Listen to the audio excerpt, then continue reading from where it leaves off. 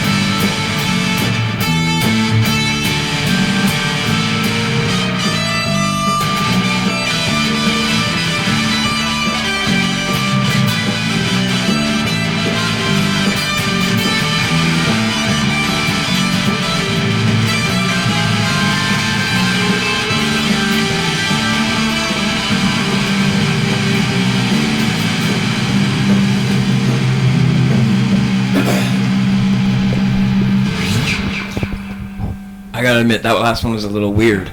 And so I've been moving around a lot on my stool here, getting a little extra comfy, a little extra wiggly on the back seat here. And I really think that we're sinking into some of our highly developed little plans from what we did with their music theory section in the last couple of months or so. So it's been months since I dropped any big information on my channel, and it's been strictly business. And as far as I'm concerned, the strictly business aspect of it is totally boring. It sucks. It's the worst thing in the world. There's no reason for you to be so serious about your business. I'm not doing better since doing strictly business.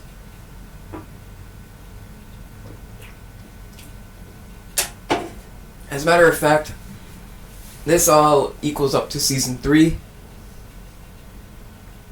You can spool through as you feel fit. Each of them is like an hour or 2. So of course, going back to the older stuff, if you have any comments and you want to see something, make a comment. Maybe I'll make something specific. I'm thinking about covering a few songs, a few artists that I really like. A few really inspired me to play guitar in a natural kind of way. And what I haven't done yet today is switch over to the acoustic guitar. And that's probably what my number one problem at the moment is I gotta switch over to this. Give me a minute.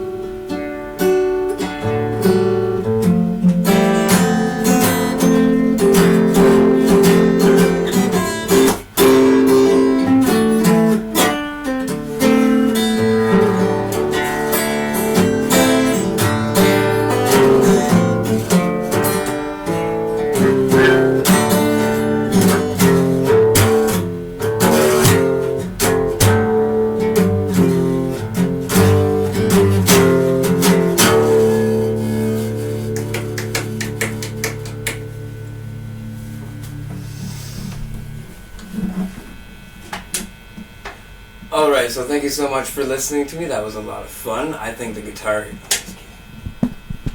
I was talking into a can for a second. It's just a rock star energy. I know that I could get, like, what's that, demonetizing or something like that? Joke's on you. I have not been monetized yet. Now, I'm planning to get this whole monetization thing. A total situation, I got over 20 hours watched, extra. That brings me way closer. It brings me another, like, I have less hours to go. I have 300 hours to go. It's the best, right? So anyway, the more of these I make, the more views, the more attention I get, the more you spread it around, the more it helps to getting us completely monetized. And when I am fully monetized, this will be a full deal, and you'll be finally employing the viewer or the viewship of me. I will be Sambongo full time once that is complete, and I'll be making some coin out of it. That's what I'm expecting to do.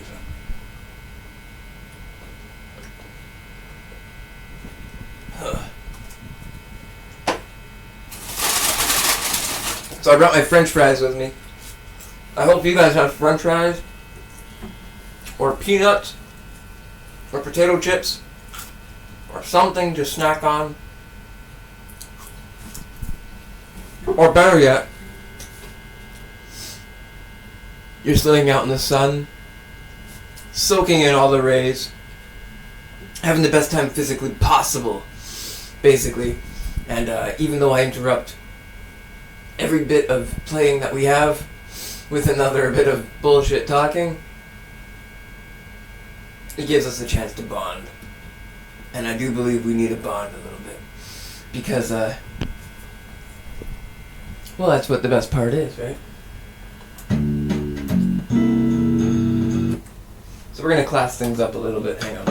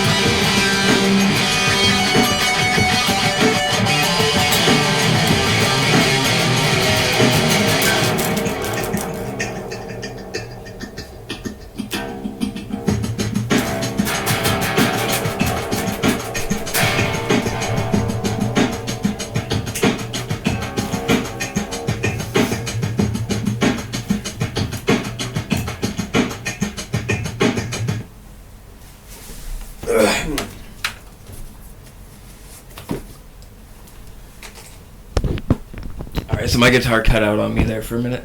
What we're going to do is we're going to switch over to the computer. We're going to go talk about some guitar theory just a little bit. I want to get some things cleared up for us. And naturally,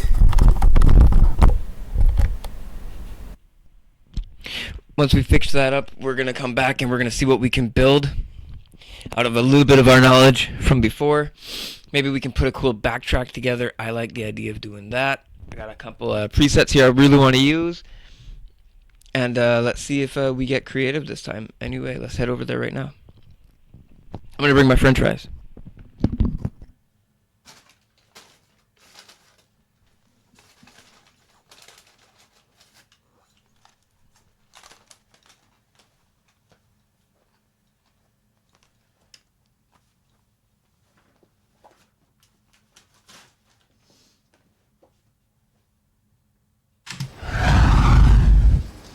I love it when I get the right button.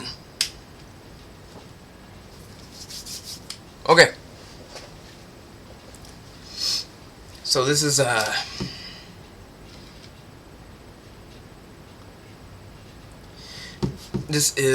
Sambongo music theory section to the whole deal that we're doing here.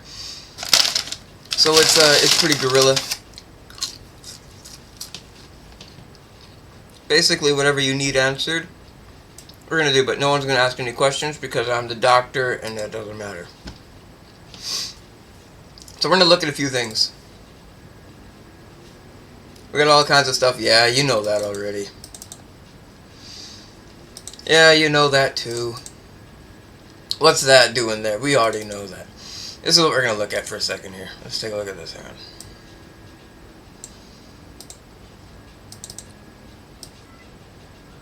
Okay. So this is what we're looking at. It seems a little bit easier to look at the moment after everything we've said, but for those of you who are new, it might be just as convoluted as before. What we have here is a circle. Basically, that's your map for what this is. The circle of fifths. And if you were to open up a map and take a look around, what you would find is a bunch of like key points to look out for, a bunch of like weird longitudes and latitudes, but you wouldn't see too many like elevations until you look at like a legend of other things. And that's basically what we're seeing here. So all of these things here happen to be made out of this thing here. So this thing here is just maybe iron or titanium or steel. I don't know, whatever, right? Something that binds together.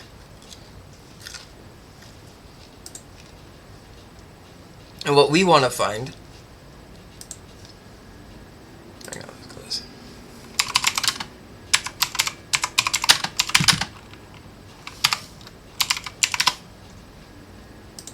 The circle of sevenths. Oh my god. There's no such thing.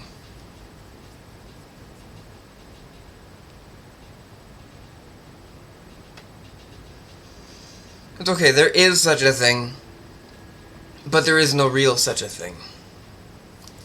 That's basically what I was trying to say anyway. But yes, that's the point here. Is we're looking around. What's going on here? I've heard of these seventh chords and these seventh something. Yeah, let's take something else in here. Seventh chords. What's going on here? We have lots of seventh chords, but no circle of sevens.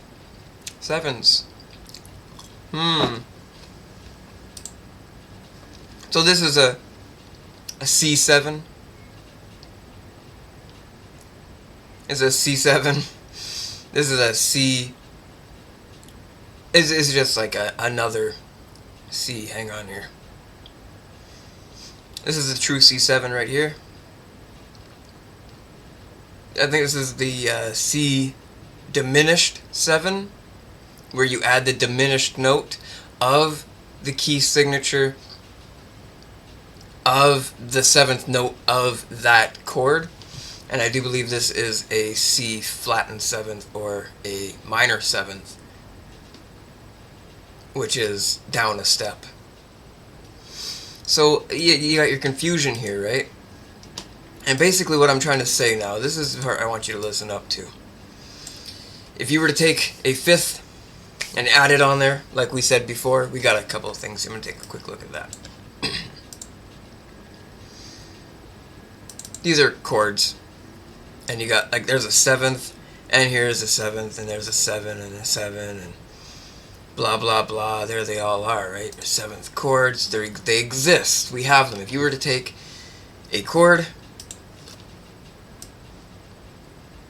and make it into a 7th, you could do it just as easily as you could with the map of the 5ths over there. Now, the circle of 5ths works out so that every 5 frets, right? 1, 2, 3, 4, 5. Not full steps. Not boom, boom, boom, boom, boom. Because that would take up the entire fretboard. 5 full steps. That's 10. That would take up like the half of the fretboard, and then the other half is unequal typically. The circle of 5ths works in a perfect little organization like this. But the circle of 7ths is wider. It's 7. Because when you're using a 5th or a 7th, or 9th, you're adding the equative value of like the mathematical position of the notations, even though that note is actually a part of, like we saw before over here, any one of these, and these have nothing to do with any of the other ones. There is only one C in this entire circle. C, right here at the top. You hit the C once. Right? But you hit the E twice, you hit the B twice, F twice, D twice, A twice, and you only hit the G once. And they're not flattened or sharpened or anything. It's just bonkers, right? Just craziness. But it works in that organization. So adding a 7th works the same way. Only instead of every 5th, you add every 7th. And that's where it gets confusing, because there are only 7 notes on the guitar. On a piano, on your voice, anything. In the Western hemisphere of the world, where over on the Eastern hemisphere of the world there is lots of notoriety towards the factor that there's 12. But they have like a completely different alphabet from us in the first place, right? But they're still the same in mathematical value. They just go among another way. So there's only 7. That's what we're using. It's so confusing to say that, right? But that's why I bring it up. Because 7s and 9s are very commonly added to chords and songs because they're so much brighter than just a 5th. And a 5th has typically been noticed and noted as a lot darker, a lot meaner, a lot whatever, a lot moodier. A 5th, and it was part of something called the Andalusian scale, or the Andalusian cadence, which we're going to skip over to 1 second. These things all here, the Andalusian, which is, you know, a C minor, D minor, G minor, A minor, E minor, B minor, F sharp minor, C sharp minor, B or A flat minor. That's like minor minor, right? It's crazy. So we had all that 5th. And we did. But what we're looking for is a 7th now. And there's no circle of 7ths, so there's no way to count it. How do you do this? And, well, of course, as you know, A to G, 7. And in the structure of musical notation, it goes major, major, minor, minor, major, minor, diminished. So the 7th is a diminished. So you're just adding a diminished note on every single one. Now that's kind of the situation. You're kind of actually adding a diminished note on everything. But you're not adding the diminished note of that chord. you are adding the diminished note of that chord, but you're adding a diminished note of that chord as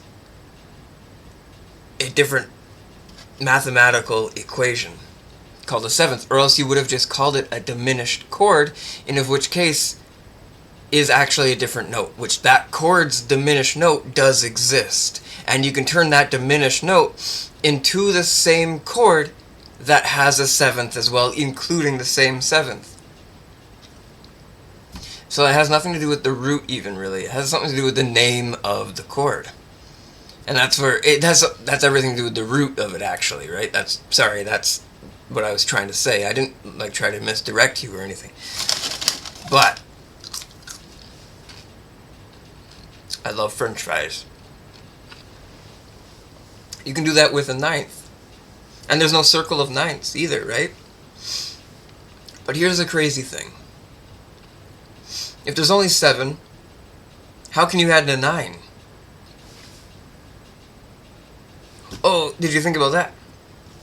So you can't add a diminished chord after the diminished chord. You have to add the same octave in, and it becomes an octave up higher, and that's where the harmony is played. So above the harmony, where the 8 is a 9. And you play the first note after the first octave's connection to be the second note. Kind of like how there's major, major, minor, minor, major, minor, diminished. You need the major, minor, diminished part, because you already got the major, major, minor, minor. Even though that's 7 equaling 4, which does not exist, and that is not real. It's not capable or possible, but the octave allows that to exist because it's major, minor, diminished, and then the octave. So of course the octave rises up to the next harmony, and you take that harmony and add it to the song with the 9th. So now you're adding 7ths, and you're adding 9ths, and you have 5ths. As long as you can count where the 5th is, where the 7th is, and the 9th is, you can keep adding them. And that's great. That's great. It changes the steering of the song, changes how they sound, how they look, how they feel, tells you where to move next, tells you whether or not it's a diminished feeling, and if you have to skip this major and go to the next major, if you put a deeper emphasis on the second major, or if you put a stronger meaning on the first minor, or the second minor, whatever, or the first major. You really want to make a point that this next major is on the way. And that's what you use things like sus, right? A sus. So of course, 5th, 7th, and 9th. 5, 7, 9. You can remember that so easily. But you remember that the 5 works in a circle, but the 7 runs out at 7. And then there's a new circle that comes over and takes over. And that circle is whether or not you're playing a scale of new structured on an octave or even in the right harmony, because if you look directly up where it is, there's one next down below it too, and they don't match up because the 7 ends before then, way over here somewhere, and you're over here 3 notes ahead, which mathematically does not equate, and now your notations are messed up. But, of course, it moves in order, and the numbers values don't change. You just have to get the higher ones and higher ones and higher ones, lower ones and lower ones, and then the combinations of rhythm, time spent on each note, whatever, pauses in between, are pretty much limitless. They're very limitless. They're very, very limitless. So of course, just kind of playing along is the fun part, and getting your fists in a circle. That works for you if you get it that way. Getting your fists and your 7ths in a line as best you can. Getting your 9ths in a line as best you can. There you go. You have your few options, but you still need the chords on the fretboard, right? So let me just move this over. Let's exercise our brain a little. Here's our fretboard. And you want to play, well, these are the names of the notes. You want to play every one of these notes as a chord. You want to play an F chord, you want to play a G chord, B chord, A chord, D chord, C chord. That's not a C chord. Oh my god. Isn't that crazy? Look at that. This note here, the B string, is down half a step. So of course the B chord is over here. But here it is, a C chord. And that's a C chord. Ugh. But now we have a different C chord. Look. C to B. What? C to G. And C to C. But I was playing D to D, A to A, E to E, B to B, F to F, C to C, D to D, G to G, C to B. Boom. C comes along and screws everything up for you, right? That's pretty crazy, right? Not really. However, it will become an obstacle for you when you're counting things out. You're sitting there, and you want to play one simple A7, or B fifth, or a G5, and you have to go count these all these out, right? You go find a G. Here's a G. And you count. 1, 2, 3, 4, 5. I want to play G5, so just like these two right here. That's pretty cool. I can do that. And then you go find another G. You're like, oh, here we go. G. Right? And you count it out. 1, 2, 3, 4, 5. Uh-oh. That's weird. It's way over here. That's because it's on the next string up. And it's way over there. And now it's not a simple single chord. It's like a weird tapping thing with your finger, right? That's interesting. Now let's go over here and you want to play a simple C chord. C5. C. D. E. F. 1, 2, 3, 4, 5. Boom. It's like a C chord. Natural, but it's like a C and a 5. So you can play any other chord in the root of C. Add a fifth. That's pretty awesome.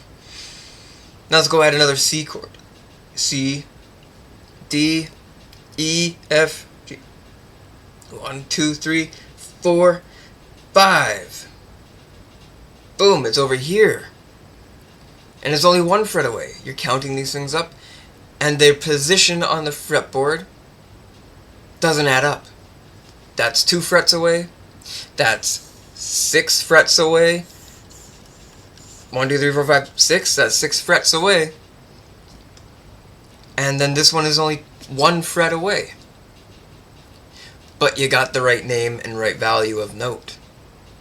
And that's something that literally happened in opposite to what we had done in the previous episodes. In the previous episodes, we looked at whether or not we were playing sharps and flats versus whether or not a tricky amount of sharps and flats that don't exist other than in other keys and scales, like our Andalusian cadence, where you use many different augmented places to start a new position. And yet that's the circle of fifths, the augmentation. So you're adding fifths, and the circle of fifths is what set your board against itself. What if you had a 7th? And then you look at the 7th, and boom, your fretboard is working against itself yet again. Because it's always somewhere on the board. You got to get the right one, and you got to memorize where it is. So I know that seems a little complicated, but by the end of that situation, like trouble be gone, the end of that situation should result in you having the ability to change what the chord means when you play the chord. The ability to know at which height, which scale, which harmony, which octave you choose according to which key signatures and what positions and which scales you're playing what those feel like at the moment you're playing them. But there's also other ways to do that. There's many complicated chords, minor chords and Andalusian cadence and other kinds of cadences. And that's the brilliant part of the situation, is that you can have a cadence of your own, like the Cage system in the C-A-G-E-D. That's just all the notes they have available. They just chose any 5 to spell the word caged,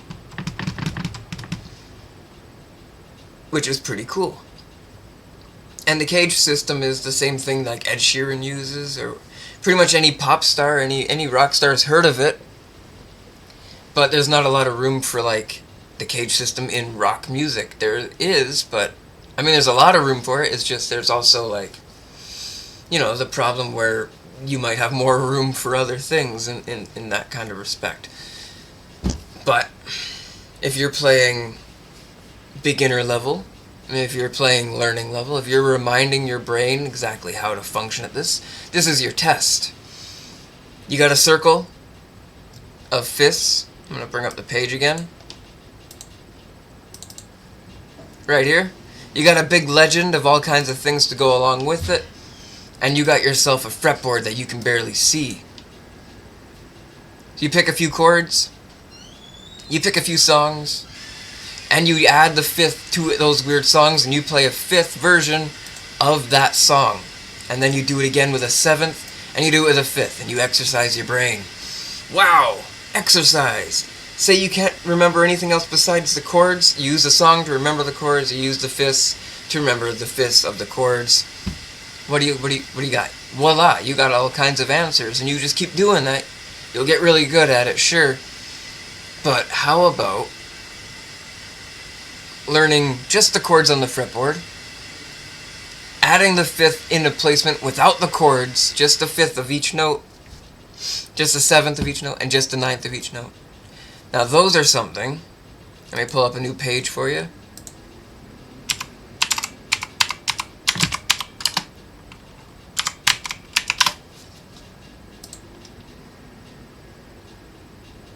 Here you go. Now, if you've ever wondered what happens when you play, say, the 5th fret of a lower string, like this, 1, 2, 3, 4, and then that one up here, 5. Well, it's 4, and then 5. I'm going to pull up my guitar, hang on.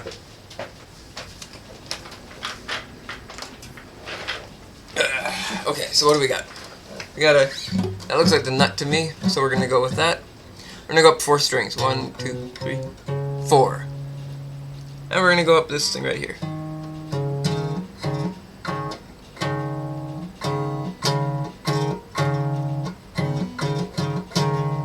Now a perfect fifth is 5 steps of each note.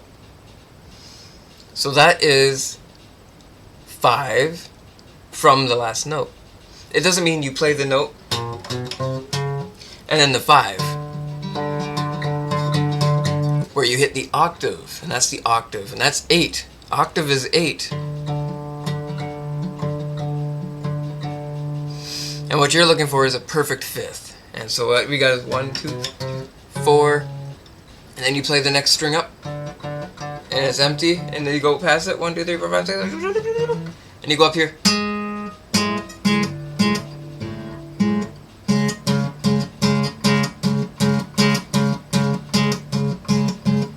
Sorry, I had something to drink already. Alright, so this is a perfect fifth, right? You got like a weird 4-note span. And now let's go take a look on our weird imaginary fretboard over here, just to get the names of things. And you want the names of these things, so you hold it right here, and you got 4, you got a C sharp and a G sharp.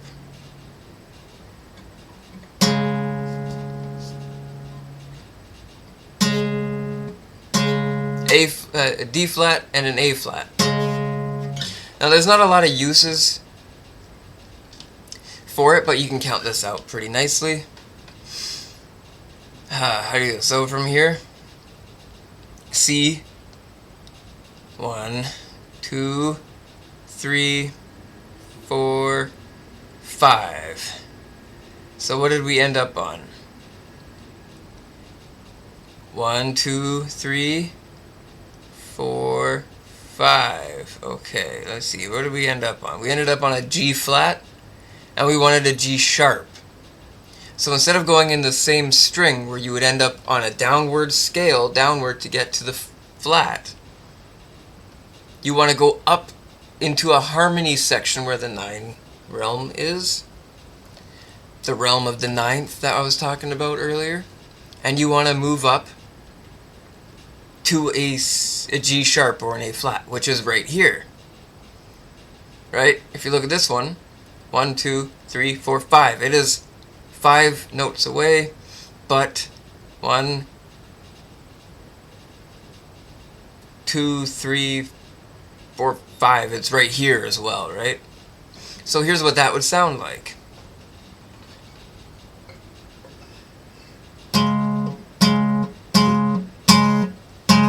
Just a power chord, right?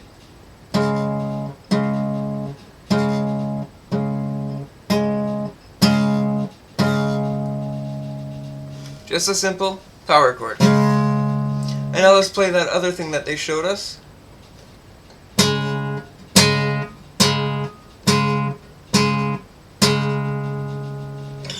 And so there you go. It's a slightly different tone because it's using a different string. So basically you imagine it as adding a whole new instrument to that thingy. So basically you're not changing the tone and the mood and everything of the sound. You are, but you're changing it entirely by using the new fifth. And that's what it does look like. It does look, in fact, like you're changing it entirely. Once you add that number 5, or you remove a diminished and you turn it into these things, and you're like, hey, it's just like a fifth, but it's -1. It's completely different. I gotta remember what it is, but I'll forget it. That's because it is an entirely different chord.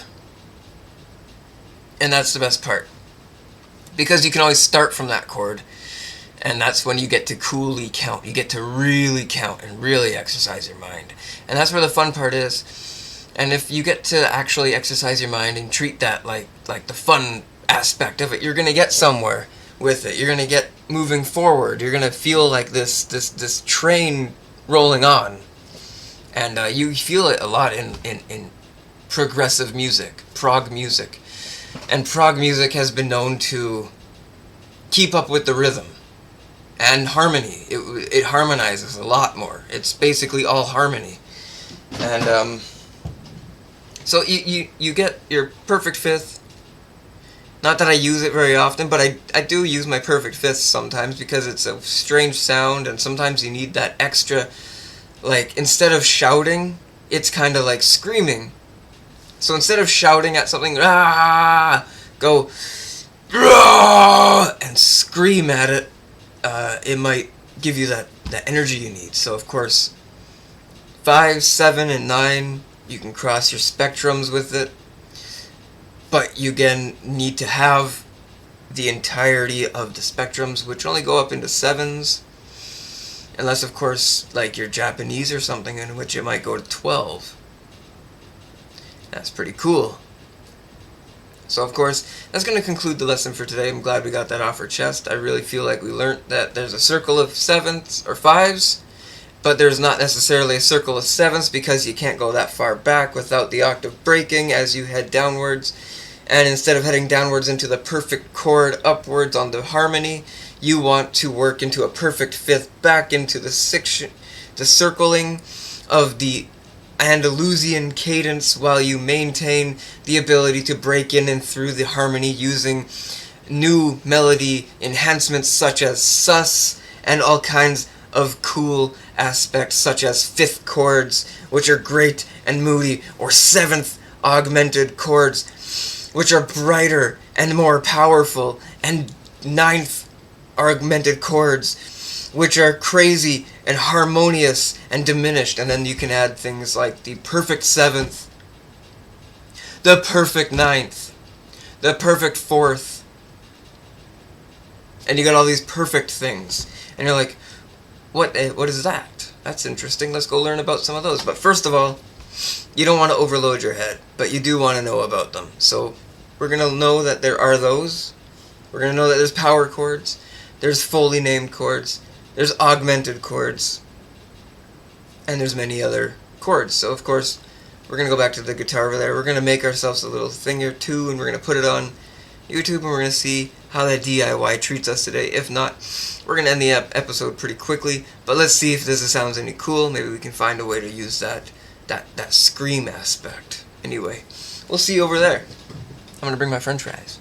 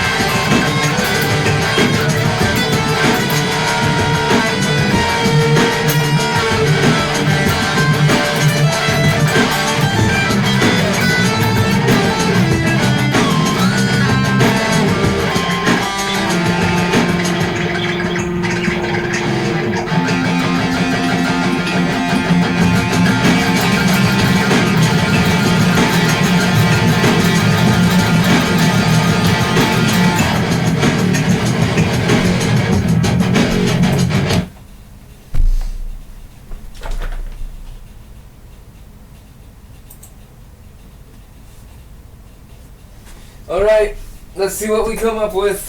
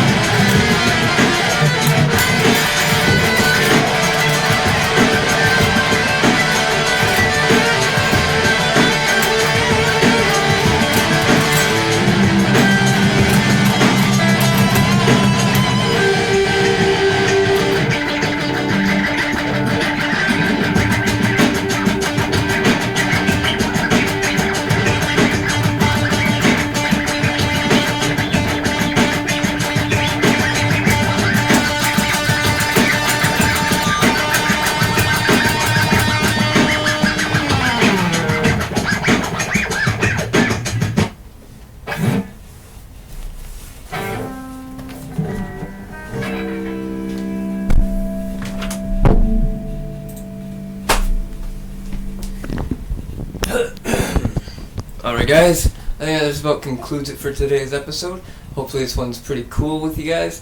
I believe we cleared up a bit of the attention that we built up with the circle of fists. But if you followed along and got every lesson that I proved with you, or found with you, it should make a lot of sense. And most importantly, it should help you out for all the stuff that I had already said. But if you are just joining us, or just stumbling onto this one, then that stuff might come off as a little bit advanced, maybe just a bit above what we were talking about before. However, it is still very rudimentary and we need that kind of concept. So thank you so much for watching. All of my friends out there with the sufferings of the minds and the ailing of the dark side and the struggles internally and the battle externally, keep healthy, stay strong, keep it cool for me. See if you can find something that I'm really looking forward to seeing. See if there's another something that you can find and say, here, take this from me. Because that's all I want in life. Is I like to be distracted constantly. And I really want a Coca-Cola with some coffee in it. Like, you have no idea. Why did they do this? They made their own specific Coca-Colas with coffee in them. I'm sorry, I'm just messing with you.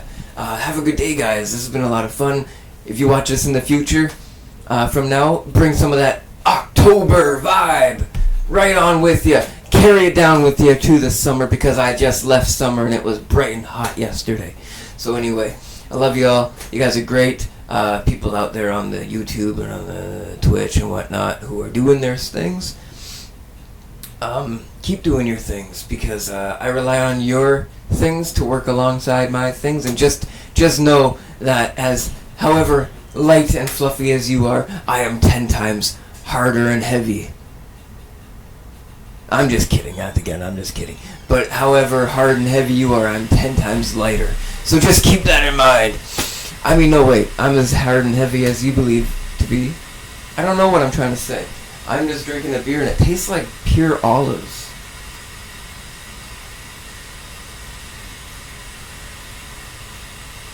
It literally tastes like pure olive. It tastes like olives. I don't know what the hell they did. Crazy. Anyway, I'll talk to you guys soon. Hopefully we see you around in the next episode. Have a happy Halloween. Can't wait to see you guys in the future. And, of course, just a quick heads up.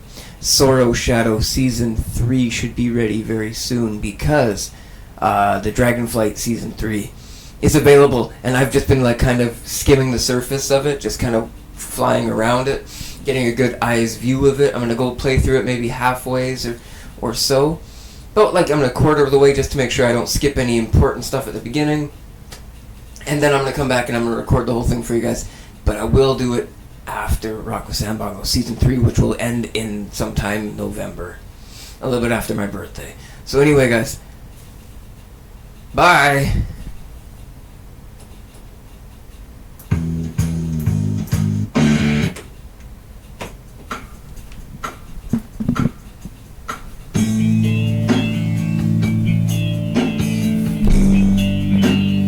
You don't wear shoes on a stream? What are you guys doing?